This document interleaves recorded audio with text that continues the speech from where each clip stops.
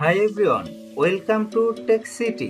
আমার আজকের এই ভিডিওটি মাইক্রোসফট এক্সেল নিয়ে এই ভিডিওগুলি যারা একদম শুরু থেকে দ্যাট মিন বেসিক লেভেল থেকে মাইক্রোসফট এক্সেল শিখতে চাচ্ছেন তাদের জন্য।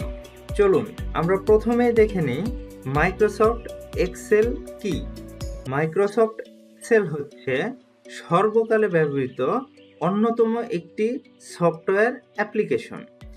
বিশ্বজুড়ে কয়েক মিলিয়ন মানুষ মাইক্রোসফট এক্সেল ব্যবহার করে। এই সফটওয়্যারটি তৈরি করেছে বিশ্বখ্যাত মাইক্রোসফট কর্পোরেশন। এই সফটওয়্যারটির মাধ্যমে জটিল গাণিতিক গণনা, তথ্য ব্যবস্থাপনা এবং তথ্যকে আকর্ষণীয় করে উপস্থাপনায় চার্ট বা গ্রাফ তৈরি করা ইত্যাদি ছাড়া আরো অনেক জটিল কাজকে অতি সহজে সম্পাদন করা যায়। চলুন এবার আমরা দেখে নেই মাইক্রোসফট এক্সেলের ব্যবহার অথবা মাইক্রোসফট এক্সেল দিয়ে আমরা কি কি করতে পারবো। মাইক্রোসফট এক্সেল দিয়ে আমরা সায়েন্টিফিক ক্যালকুলেশন করতে পারবো, এছাড়া করতে পারবো আমাদের ডেইলি অ্যাকাউন্ট কিপিং এবং analysis, bank account analysis, pay slip making, data analysis করতে পারবো। এছাড়াও আমরা বিভিন্ন ধরনের চার্ট বা গ্রাফ তৈরি করতে পারবো এবং এই সব কিছু ব্যতীত আমরা আরো অনেক কিছু মাইক্রোসফট এক্সেল দিয়ে করতে পারবো। চলুন আজকে আমরা মাইক্রোসফট এক্সেলের ইন্টারফেসের কিছু জিনিস সম্পর্কে পরিচিত হই। আমি এখানে একটি মাইক্রোসফট এক্সেল ওপেন করে নিয়েছি। আপনারা মাইক্রোসফট এক্সেলটি ওপেন করার জন্য স্টার্ট বাটন থেকে এই প্রোগ্রাম থেকে মাইক্রোসফট এক্সেল ওপেন করতে পারবেন। এছাড়া ডেস্কটপ অথবা আপনার কম্পিউটারের যে কোনো জায়গায় গিয়ে রাইট বাটনে ক্লিক করে এই নিউ থেকে গিয়ে দেখুন এখানে যে মাইক্রোসফট এক্সেল ওয়ার্কশিট রয়েছে, এটার মাধ্যমে ওপেন করতে পারবেন।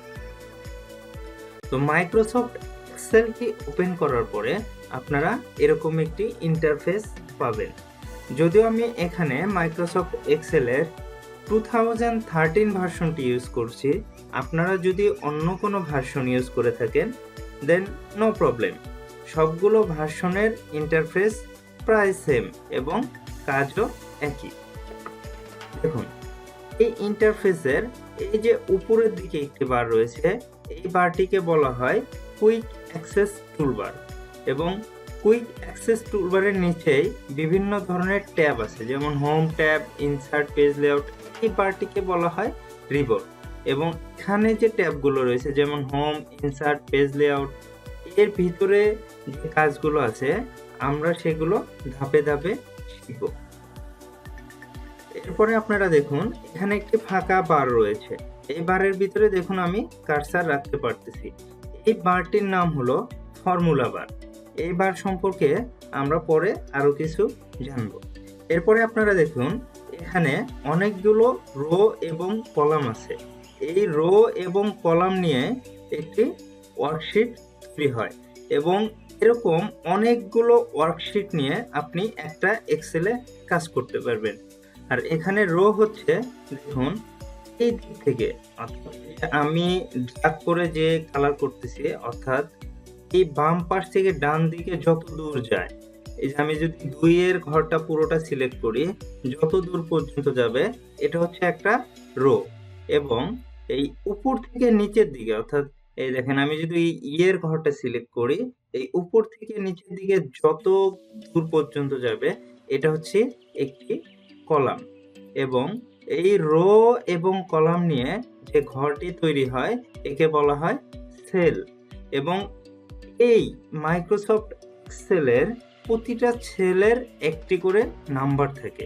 এই নাম্বারটি হচ্ছে দেখুন আমি কার্সারটা এখানে রেখেছি অর্থাৎ কলাম সি এর কলামে রেখেছি এবং রো 5 নাম্বার রো অর্থাৎ এই সেল নাম্বারটি হচ্ছে C5। আপনি যেখানে কার্সারটি রাখুন না কেন সেই ঘরেরই একটা সেল নাম্বার থাকে। যেমন আমি এম কলামে রেখেছি 8 নাম্বার রোতে, তাহলে এই সেল নাম্বারটি হচ্ছে M8। এবং এই নাম্বারটি আপনি খুব সহজে এই কোণার এই ঘরটি থেকে দেখতে পারবেন, অর্থাৎ এই নেম বক্সের ভিতরে আপনার সেল নাম্বারটি থাকবে। মাইক্রোসফট এক্সেলে কাজ করার ক্ষেত্রে সেল নাম্বার অতি গুরুত্বপূর্ণ একটি বিষয়। আমরা যখন বিভিন্ন ধরনের ফাংশন নিয়ে কাজ করতে যাব বা ফর্মুলা নিয়ে কাজ করতে যাব, তখন আমাদেরকে এই সেল নাম্বার ধরেই কাজ করতে হবে।